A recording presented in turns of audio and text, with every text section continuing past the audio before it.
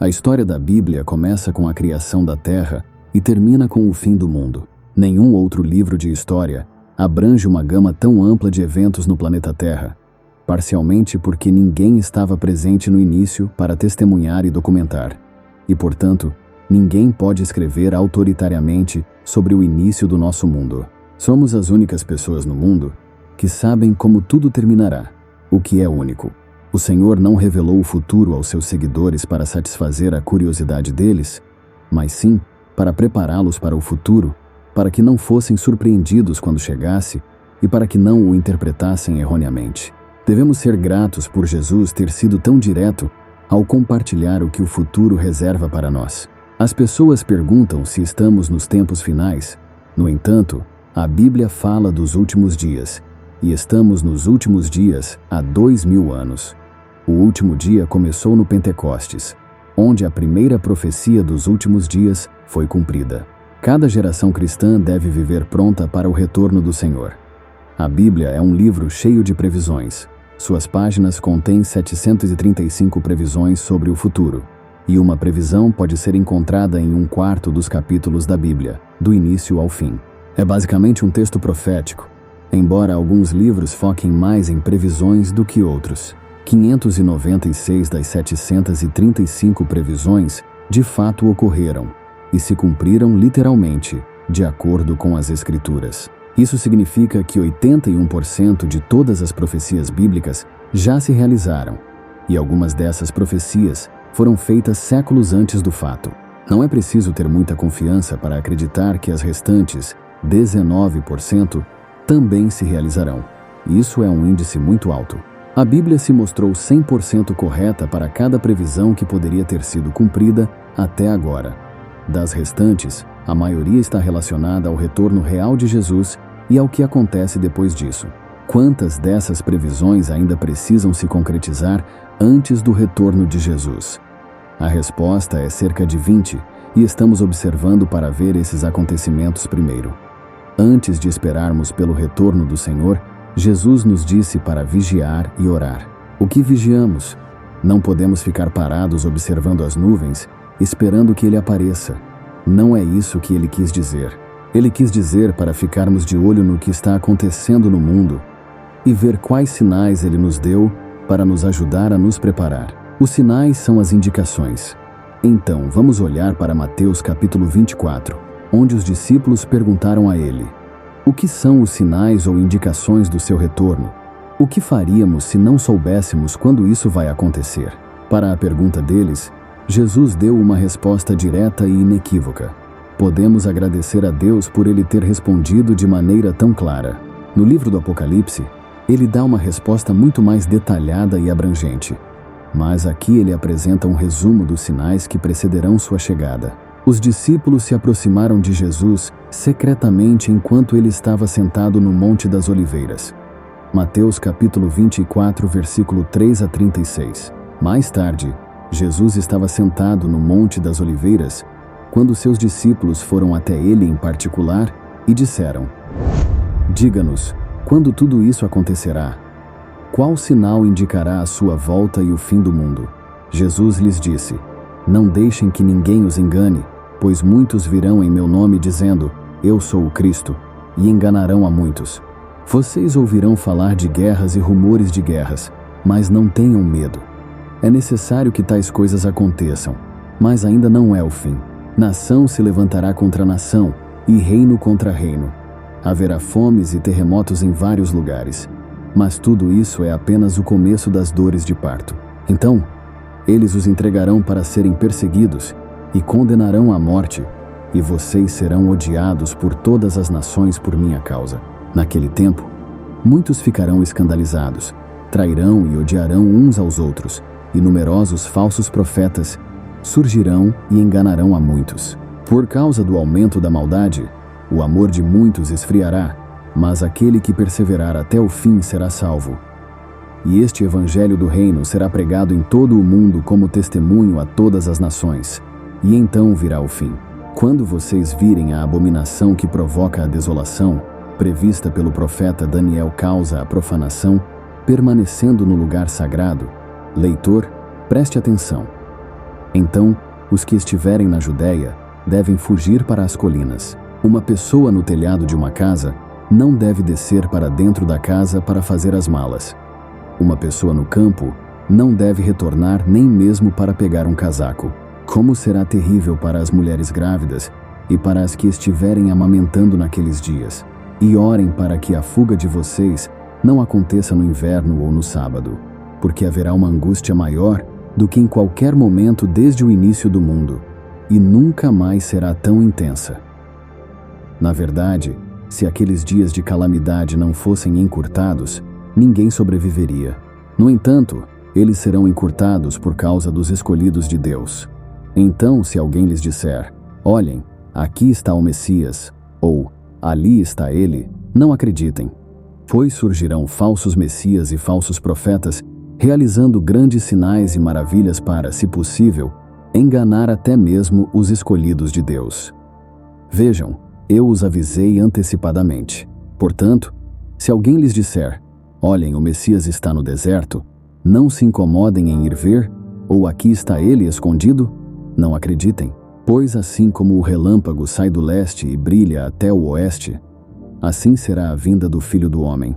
Assim como a reunião de abutres indica a presença de um cadáver nas proximidades, esses sinais indicarão que o fim está próximo. Imediatamente após a angústia daqueles dias, o sol será escurecido, a lua não dará a sua luz, as estrelas cairão do céu e as potências do céu serão abaladas. E então, finalmente, o sinal de que o Filho do Homem está vindo aparecerá nos céus. Haverá um profundo lamento entre todos os povos da terra, e eles verão o Filho do Homem vindo nas nuvens do céu, com poder e grande glória. Ele enviará seus anjos com o som poderoso de uma trombeta, e eles reunirão os escolhidos dele, de todas as partes do mundo, dos confins da terra até os céus. Aprendam agora uma lição da figueira. Quando seus galhos começam a brotar e suas folhas começam a se desenvolver, vocês sabem que o verão está próximo. Da mesma forma, quando vocês veem todas essas coisas, saibam que a sua vinda está muito próxima, à porta. Eu lhes digo a verdade. Esta geração não passará antes que todas essas coisas aconteçam. Os céus e a terra desaparecerão, mas minhas palavras nunca desaparecerão. No entanto, ninguém sabe o dia ou a hora em que essas coisas acontecerão, nem os anjos no céu, nem o Filho. Apenas o Pai sabe. A Igreja. Jesus alerta para o primeiro sinal, que são os desastres no mundo como guerras, fomes e terremotos. Embora esses eventos tenham ocorrido ao longo de mais de 2000 anos, estão se intensificando, indicando que estamos, sem dúvida, diante desse primeiro sinal. Guerras, rumores de guerras, terremotos e fomes já estão presentes, e Jesus adverte repetidamente para não sermos enganados. À medida que nos aproximamos do fim, o perigo é a decepção, tanto dentro quanto fora da igreja.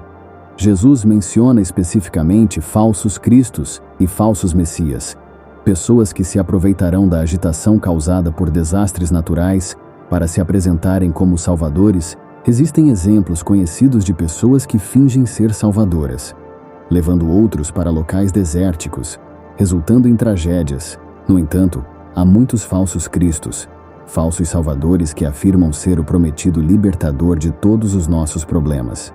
Quanto mais problemas surgem, mais surgem falsos libertadores. Jesus aconselha a não ficarmos alarmados ou preocupados quando soubermos de uma nova guerra, tragédia ou fome. Ele afirma algo surpreendente. Esses são eventos dolorosos, mas não são sinais de morte. São dores de parto. Quando lemos sobre desastres na mídia, devemos entender que são as dores que indicam o nascimento de algo novo. Isso deveria mudar completamente nossa atitude. Sabemos para onde o mundo está caminhando, e não devemos ficar alarmados ou desanimados, ao contrário do mundo, que se preocupa com essas coisas. Os desastres no mundo são as dores de parto de um novo mundo prestes a nascer.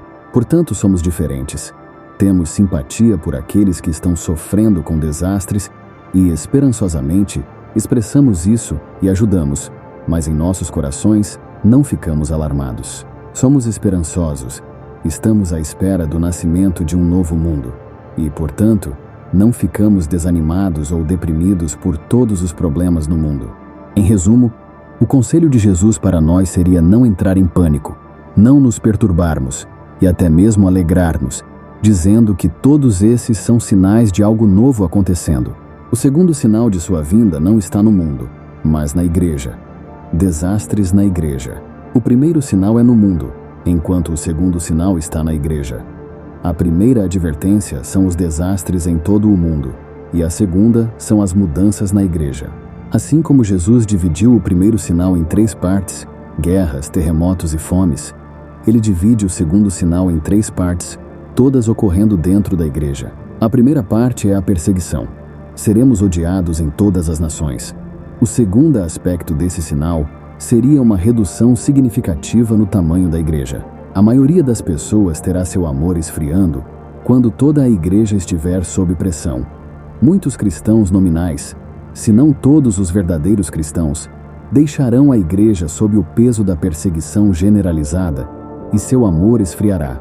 Isso é um sinal bastante desanimador. A grande surpresa na terceira parte do sinal é que o evangelho será pregado a todos os grupos raciais. Uma igreja menor e purificada teria um impacto maior no planeta. E é exatamente isso que Jesus está implicando. Os falsos profetas podem ser fontes de engano em tudo isso.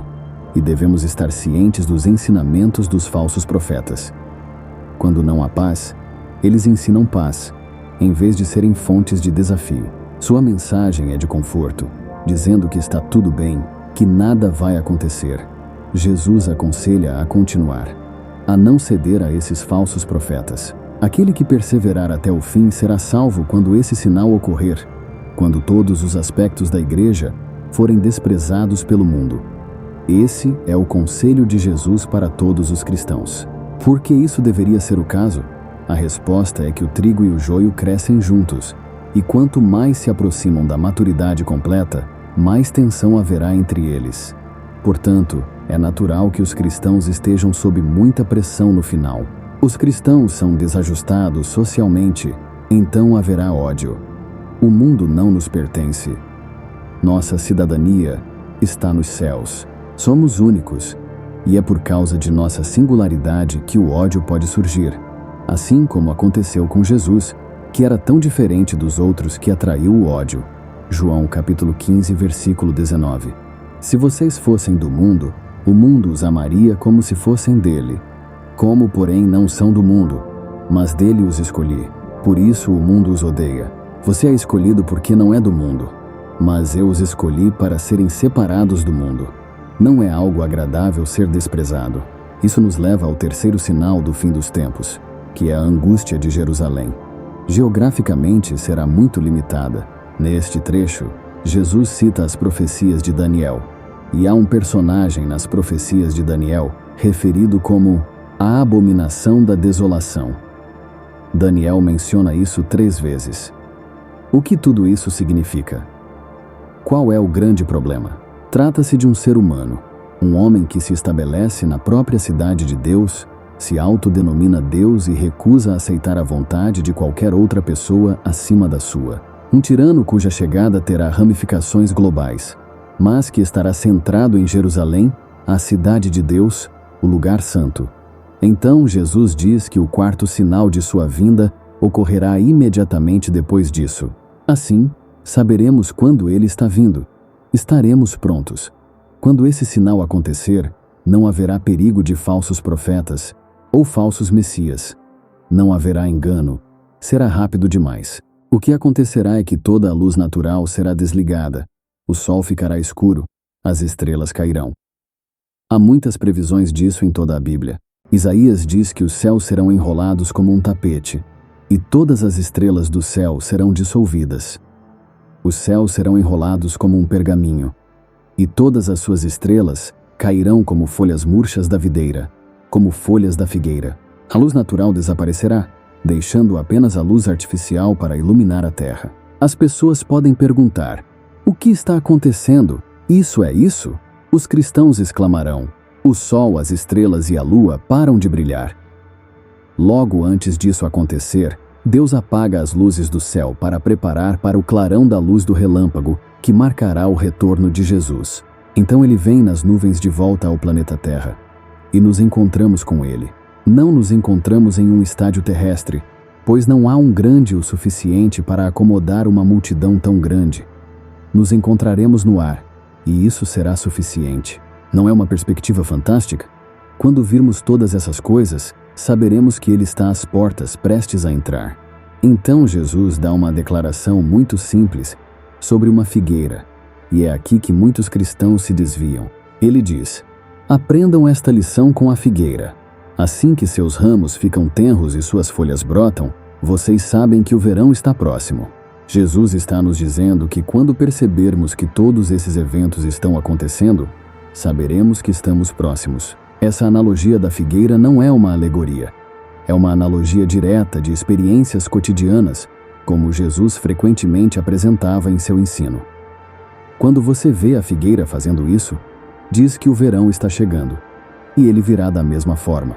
Quando perceber esses 4 sinais, saberá que o verão está chegando. Infelizmente, as pessoas interpretaram isso como uma alegoria.